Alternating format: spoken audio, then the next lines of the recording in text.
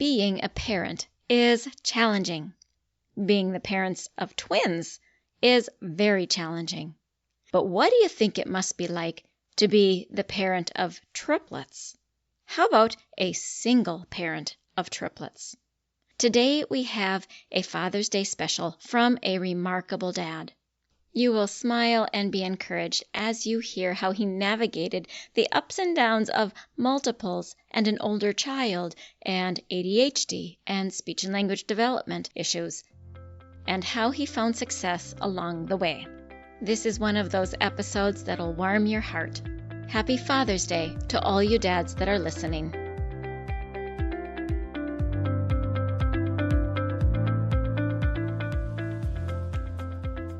Does your child have a speech-language delay and you really want them to talk?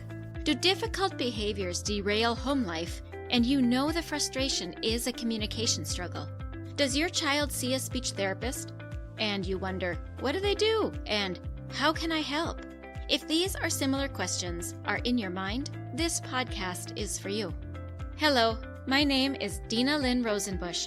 I am a speech-language pathologist that has worked with children from birth to 21 for 3 decades. And in my classrooms, I see you wanting to connect with the heart of your child, but their speech and language skills create a barrier.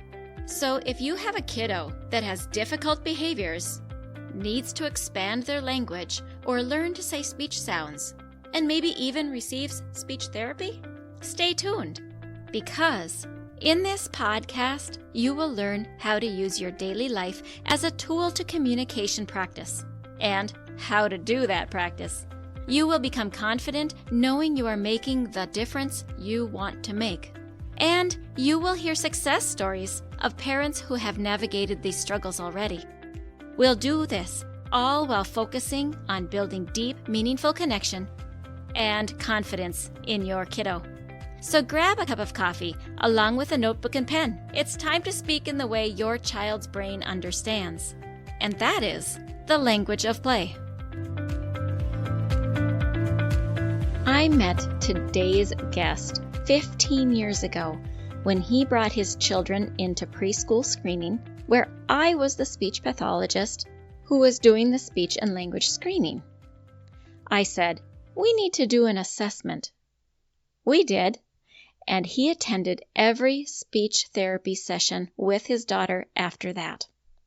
This is one of the parents who I worked with where I realized how much I love empowering parents to be able to help their children make progress at home. And before we listen to this recorded interview, I want to remind you that this summer, the Language of Play is having a special as we are launching free group coaching sessions just for the summer.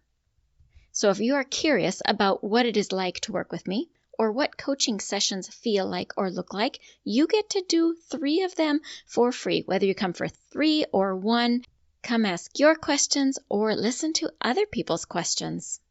You will find a link in the show notes below this episode where you can sign up for 1 or come to all 3. Now let's meet this successful single father of triplets plus 1. Thank you for being with me today and being willing to do an episode on the language of play. My pleasure, Dina. It's been amazing. It's been a while since we've talked about the progress of your kiddos in speech. You are the single father of 4, and 3 of them are triplets. That's correct. Would you tell us your story? How did you become the single father of triplets? Well, wife and I needed help having the first one, and then we had the first one successfully with medications, in vitro fertilization and whatnot. And then we wanted a second one, and then it really worked, and we had triplets. And that was a whirlwind of itself in the first years. And then before the triplets turned 2, my wife was diagnosed with ALS. Soon thereafter, ended up in a wheelchair. So I was caregiver for my wife and raising the kiddos at the same time. And then by the time the triplets were 5 and my oldest was 9, and my wife passed away, and then I was a single dad. But in that time, one of my triplets, my daughter, needed speech therapy, so Well, that's where we met. yeah, And you got to help my daughter and I right. You brought her to be successful. preschool screening when she was 3. Yes. So I got to meet your wife, and Yeah. in that Mm-hmm. middle stage where she was in a wheelchair, Mm-hmm. unable to be understood through her speech very well at the time that I met her. Right. And then when your daughter was in preschool screening, I said, I think we should do an evaluation. Mm-hmm. And you came back, and then she qualified, and then we needed to schedule a time to meet. And the time to meet that worked best with your work schedule, as I remember it, was like Tuesday afternoons after school. So was that right? Yeah. Well, I had to leave work early, a little early, and then pick up my daughter about 2:30 in the afternoon. Not quite after work for me, but it was when it worked for for most. But it was no problem. Picked up my daughter from daycare and brought her to class. One of the things I remember is that some of the time she was lively and active and alert and awake. Mm-hmm. And other times you had picked her up out of nap Yep. and she was not going to be functional. And as a 3-year-old, there's not much you can do. Can you tell us about those days? Well, it was sweet picking her up from nap because then she's a snuggle bug Mm-hmm. and very cute.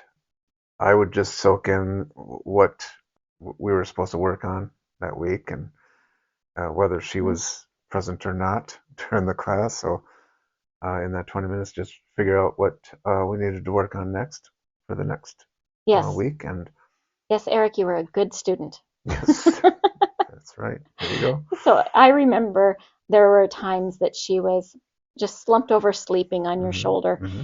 And so I would practice with you Mm-hmm. the way I wanted you to go home and practice with her. Yes. And it was really obvious the next week when you came back that you had done what I asked you to do because she was ready to move to the next step. Right. Yep. Mm-hmm. Yeah, it was just kind of fun. I mean, as it was working and it was, one success would just springboard into the next and it would motivate to just keep going and as she was progressing well and it was easy to just keep that going. The That is, momentum was going. So. that's so good. Mm-hmm. She was in speech for a remarkably short length of time, given how much she needed to change. That work was largely you doing it because we had 20 minutes per week. That was it together as the 3 of us. Right. And when a child is 3, you have about 12 minutes. And it's kind of like clockwork. Mm-hmm. Do you remember that too? I do. That she would stop working, we'd look at the clock, 12 minutes again. Yeah. And so if we're doing 12 minutes a week with me, Mm-hmm. that isn't much. So it was that incremental little bit here, little bit there that you were able to implement at home that really made the difference fast for her. Can you tell me what it was like at home when you were doing these things with her? It seemed like the homework was fun, just practicing the different consonants or whatever she needed to work on, and then saying like if it was R's, we'd be practicing every animal or character or word that started with R, and it would be just maybe a couple short time frames, that a 10-minute session here and a before supper and a 10-minute session after supper, or just a little bit if she's tried to say a word, then just a small correction just to help her focus on what it is that she's supposed to be practicing for that time and until she improved, kept getting it. Mm-hmm. And one of the things that I remember is that you were good to celebrate with her. Oh, yes. You celebrated a Oh, lot yeah. with her, even every little tidbit. Mm-hmm. I do remember too that she got out of speech at 1 year, Mm-hmm. but she was not having all of her sounds. Like R was the one that was lingering. Yes. But because she got out at 4, she was the word we called it commensurate with age. And that means what is expected at a certain age is where she is now currently functioning. And so legally, she needs to be allowed out of speech therapy, even though there are some residual sounds. R was one of them that, in fact, it's the only one I'm remembering that she hadn't corrected. Do you remember that? Mm-hmm. Yeah. One of the things that you told me when we were talking about you having triplets Mm-hmm. was that as you would go to stores, people were surprised by you having the kids by yourself. Tell us about that. Well, yeah, one of the things that they would be surprised about, they'd wonder if they were cousins or something like that because they were all The same age. the same age, looking close in the same age, Yeah. especially when they were 5 or younger. And then they'd comment that you must be babysitting your kids, and or if they'd come to my house and they'd know that I was alone with the kids, they'd assume they'd call it babysitting, and I correct them and say, no, they're my children. I'm not babysitting. Being the dad at home Right. or about, going to the stores or whatever. So. I remember those stories. Mm-hmm. And today we're thinking about Father's Day coming up. Right. And that is that you were being their father, you were being their dad. Mm-hmm. It wasn't a babysitter role. No. Tell me your thought on what is the difference between being the parent, the dad, and the babysitter. What do you think the expectations were for you? It seems like maybe for most people in my generation growing up, the dads, and maybe in my dad's generation when he was growing up, the dads didn't have an active role in really raising their kids. And so maybe an occasional ball game or something, but not a complete active role in raising them. And that's, where my dad was. He was there for ball games and things of that nature, but it was just not an active role. And so, in a sense, when he was home with me and my 2 sisters, he was in a sense babysitting, Mm-hmm. really. But for me, I wanted to break that cycle and just be more present and more active and more of that fatherly role, not the babysitter in my kids' lives. Now you have other children. Tell me about the other kids in the family. Yeah, they have the older firstborn, and then the triplets, and then which are 2 boys and a girl. My youngest daughter and one of the triplets needed the speech therapy, and then the other 2 are boys, and one son was diagnosed with ADHD, and that was a challenge. It wasn't completely severe as much as it could have been from what I've heard and witnessed, but it was a challenge. So we chose medications to help him focus and be the best that he can be. And then my other son would he had a bit of a language thing going on where he would use non-specific pronouns and say it's, and you couldn't really tell what it was or that was, or so it was hard for him to figure out the language to explain what he was talking about. Sure. So he didn't have speech sounds as his Yeah. issue. It was more vocabulary and Yep. sentence building. Yep, right. Yeah, and pointing. And now, incredibly though, his siblings would know what he was talking about and understand him, and so he didn't have to grow that vocabulary. And weirdly enough, I was able to understand him. Then later in the years, it was become apparent that should be worked on. And so it was calling him out on what is it, what is that, what does that grunt mean? What are you pointing at exactly? Things of that nature. Yeah. So you had strategies to help him build his language and require him to expand his abilities. Correct. Yeah. Yeah. That's so good too. Can you tell me about the personalities of the triplets? Are they really different or are they quite the same? Oh, they're all different. Yeah, they look different, and they are all different personalities. They have different likes. The one that was in speech therapy, she has a very determined personality. If she had it in her head that she was going to do something, I saw early on that, she wanted to go up the slide, not using the steps, going up the slide, with her hands full. She was going to go up that slide with her hands full, toy in one hand, sippy cup in the other hand. She was bound and determined and did make it up to the top of that slide. And then you have the one boy who was full of energy. He would put on miles and miles and miles every day, and very interested in discovering, exploring, and had a very infectious laugh. Yeah, just full of energy. And then the other one just had a heart bigger than the room that he was in. And well, they all had great hearts, but this guy couldn't hurt a fly, and would soon become bigger than most kids in his grade, but didn't have the ability to harm the hair on any of them. It just had a kindness in him that would be quick to help anybody out that he saw that needed it. Yeah, so proud of all of them. And your older personality? Yeah, she enjoyed getting into everything, as far as trying to discover what her likes and dislikes were, and tried art and tried music, and enjoyed all of it, and very smart too. Very good. Eric, did you always know how to take care of kids? Were you raised around little ones or something? What is it like for you to learn how to take care of kids?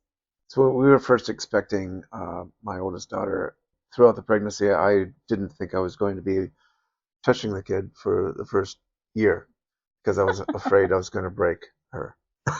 And so throughout the pregnancy, I was like, oh, I'm not going to be changing diapers the first year, or I'm not going to be doing anything the first year with this kid. I'm going to break her. I don't want to break her.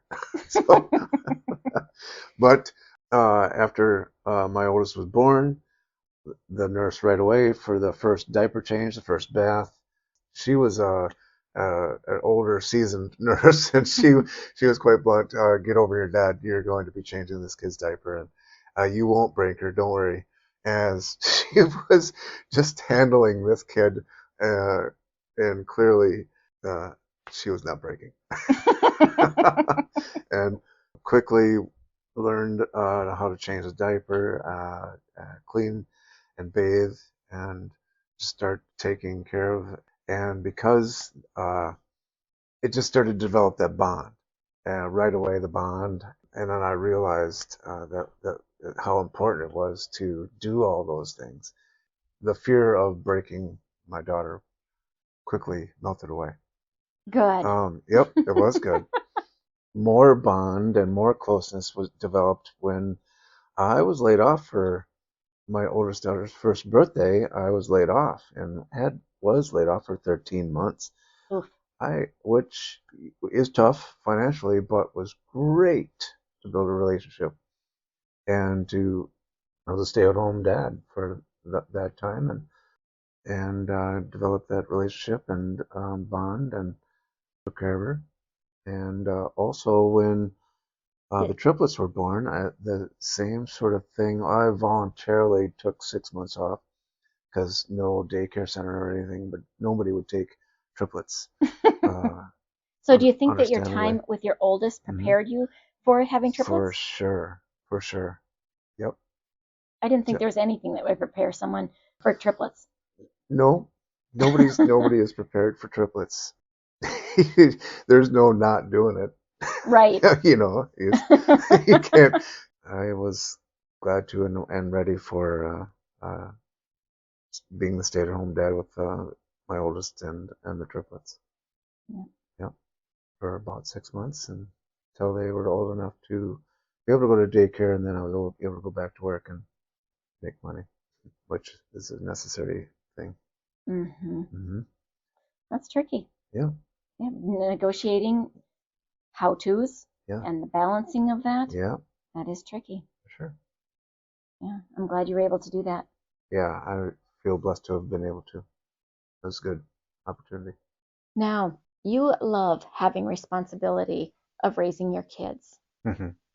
What would you like to say to dads this Father's Day?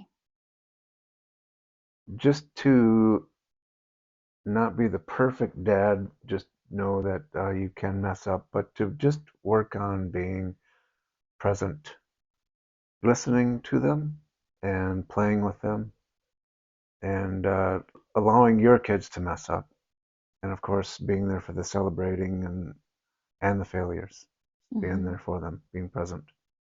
Yeah, Hmm. good advice. Thanks. And that's something that I have seen when I've seen the kids at school. You're not too far behind. You when there's band concerts, you're Oh, there. yeah. Oh, yeah. When there's things going on for them. Hmm. And now you get the celebration of your kids have graduated high school. Yes. Yes. So congratulations to you too. Thank you. So that's why you are one of these successful fathers for this Father's Day episode, because I've seen the work that you've done, and it's amazing because I worked at the school and was able to watch those kids grow. And thank you for celebrating this Father's Day on the Language of Play. My pleasure. Thank you, Jan. Hey parents, I hope you found this episode helpful. If so, would you please take 30 seconds and share it with a friend who also lives or works with children? I would really appreciate it if you would leave a quick review for the show on Apple Podcasts. I read every review and it lights me up to know that this show is making a difference. Then come join my Facebook community, where you'll meet other parents who are dedicated to helping their children grow too. You'll find the link in the show notes. Thank you for joining me. Now it's time to go. Let's pop our kiddos in the strollers and go look around outdoors and see what we have to talk about.